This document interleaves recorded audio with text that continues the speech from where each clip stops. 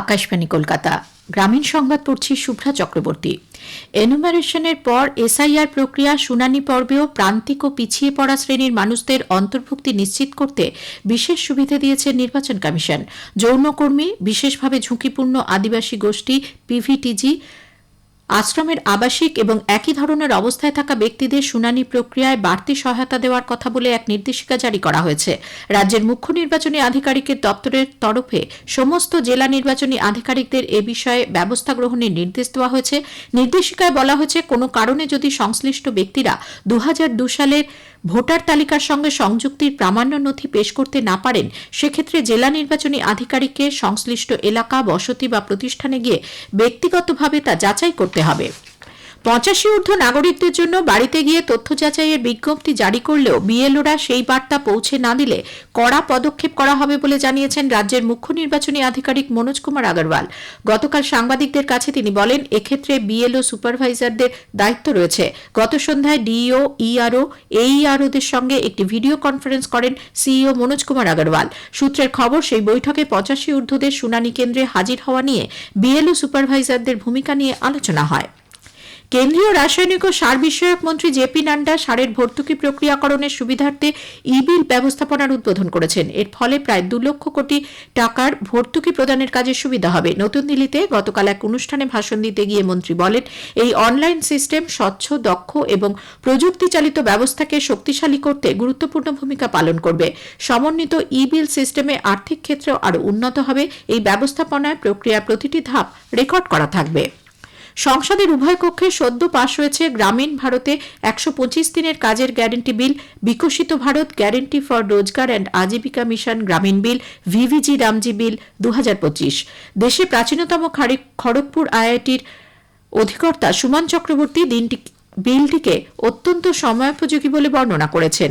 আইআইটির মতো প্রতিষ্ঠান দক্ষতা উন্নয়ন কর্মসূচির মাধ্যমে কাজের সুযোগের ক্ষেত্রে গ্রামাঞ্চলের কর্মপ্রার্থীদের এক ধাপ এগিয়ে দিতে পারে, যার ফলে এইসব মানুষের জীবনযাত্রার মান এক নতুন উচ্চতায় নিয়ে যাওয়ার প্রয়াস সম্ভব।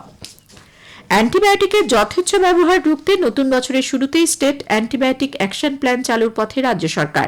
আগামী 9 জানুয়ারি স্বাস্থ্য দপ্তর সহ একাধিক দপ্তরের পদস্থ আধিকারিকদের উপস্থিতিতে ডাকা এক উচ্চ পর্যায়ের বৈঠকেই রাজ্য স্তরের অ্যাকশন প্ল্যানের খসড়া চূড়ান্ত হতে পারে বলে স্বাস্থ্য দপ্তর সূত্রে খবর।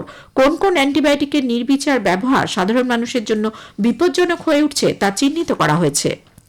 হ্যাম রেডিওর মাধ্যমে গঙ্গাসাগর মেলায় যুক্ত হচ্ছে নতুন ডিজিটাল প্রযুক্তি। যাত্রী নিরাপত্তা ও জরুরি পরিষেবা আরও মজবুত করতেই এই উদ্যোগ। এতদিন ওয়েস্ট বেঙ্গল রেডিও ক্লাবের হ্যাম অপারেটররা গঙ্গাসাগর মেলায় অ্যানালগ রেডিও ব্যবহার করে হারিয়ে যাওয়া পুণ্যার্থী ও গুরুতর অসুস্থ ব্যক্তিদের তথ্য অস্থায়ী কন্ট্রোল রুমের মাধ্যমে দেশ জুড়ে পৌঁছে দিতেন। এবার সরাসরি হ্যান্ডসেট থেকেই বার্তা, এমনকি SMS পাঠানো যাবে। পূর্ব রেলের হাওড়া ডিভিশনের আরামবাগ ও মায়াপুর স্টেশনের মাঝে সীমিত উচ্চতার সাবওয়ে কাজের জন্য এবং তারকেশ্বর স্টেশনে ফুটওভার ব্রিজ উদ্বোধনের জন্য শনি, রবি ও আগামী সোমবার নির্দিষ্ট সময় ট্রাফিক ও পাওয়ার ব্লক থাকবে। আগামীকাল 3টি, রবিবার 12টি এবং আগামী সোমবার 3টি লোকাল ট্রেন বাতিল থাকবে বলে রেল সূত্রের খবর। পূর্ব মেদিনীপুরের ময়না থানা এলাকায় সুদামপুরে গতকাল পুকুর থেকে এক ব্যক্তির দেহ উদ্ধারের ঘটনায় চাঞ্চল্য ছড়িয়ে পড়েছে। সুব্রত অধিকারী নামে ওই ব্যক্তি গত 28 ডিসেম্বর পাশে গ্রামে এক অনুষ্ঠান দেখতে গিয়ে নিখোঁজ হন বলে পরিবারের অভিযোগ। মৃতদেহ ময়না তদন্তের জন্য পাঠিয়েছে পুলিশ।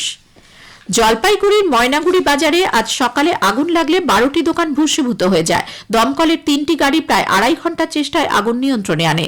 হতাহতের কোনো খবর নেই। কিভাবে আগুন লাগলো তা খতিয়ে দেখা হচ্ছে।